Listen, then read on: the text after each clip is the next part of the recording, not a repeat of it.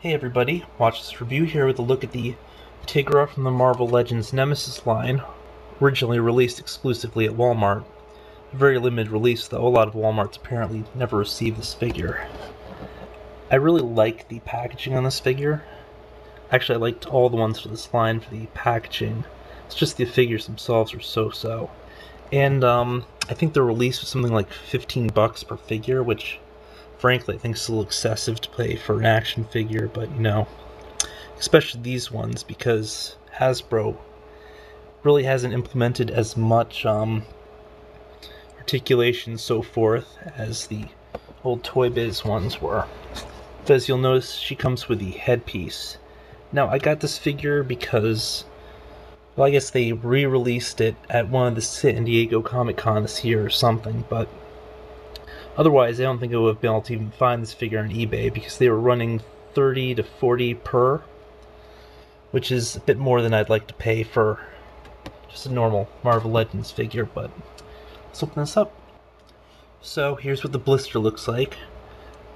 I'll just re-show this stuff in case the original doesn't come on. I mean, it's still kind of glossy, so the image isn't going to come out great, but when I was talking earlier discussing the whole pricing and so forth, even this wasn't all that cheap. I paid $27 including shipping and handling. You'd probably get it cheaper. I exercised one of those buy it nows or what have you. Just pull this thing off to get... Oh, damn it. Should really take a closer look at the stuff before I just leap here, but I'll have to reattach that later. Here's what Nemesis looks like with the detachable headpiece here, shielding or whatever. I'm not, didn't really follow him in the comics or so forth. I just know that he was from something to do with Apocalypse. And here's Tigra, one of the prominent members of the Avengers. I'm trying to remember the whole backstory, but it involves some sort of a mystical power. This she's not a mutant or anything. Really glamorous. I think it had something to do with a race of cat people, and that there are these magical protectors for them, and thanks to this one scientist, she somehow got the stuff. But for a female body mold, this actually looks pretty great. A lot of them have opted for this really cheesy looking headpiece down here, but this is a natural looking head sculpt. You can clearly see that it's a separate piece for the hair and the head, which is, I think, is really important. I hate it when they just have something that's clearly like the head and the hair are just one solid piece, just painted different colors, but this looks like they took some care here. Shoulders look nice. On many figures, female figures, well, as you know, many female superheroes don't really have heavy muscles or so forth in the arms, so when they add these big ball joints, it looks really awkward. Still recovering from a cold, sorry.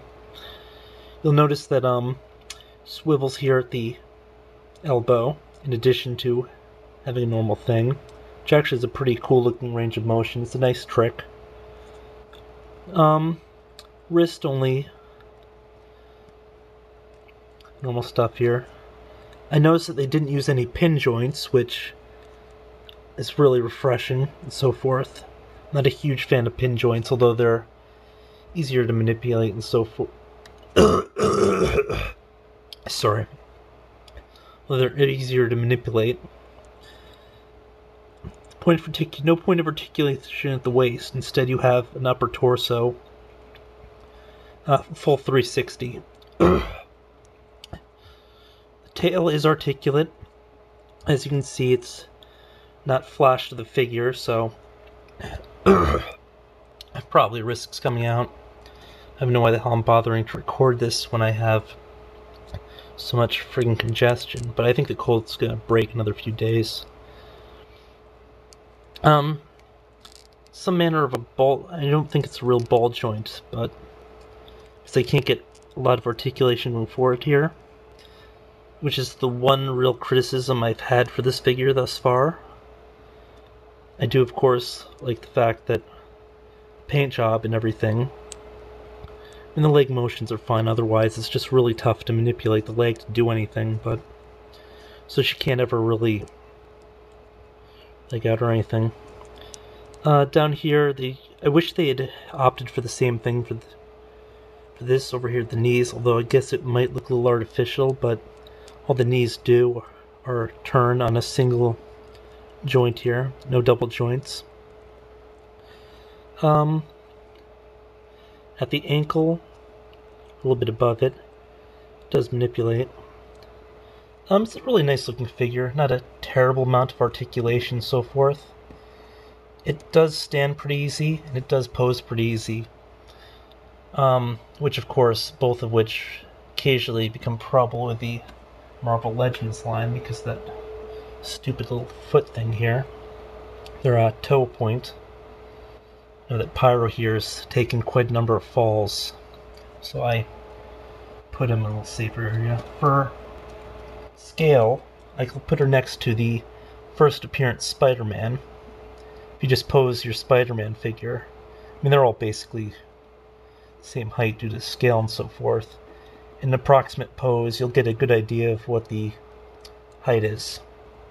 As you can see, sorry, she is just a tad shorter. Barely shorter at all.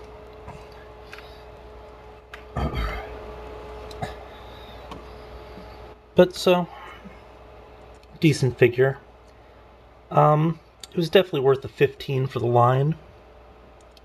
Probably not worth the close to 30 I paid, but what can you do? You want something, gotta go get it.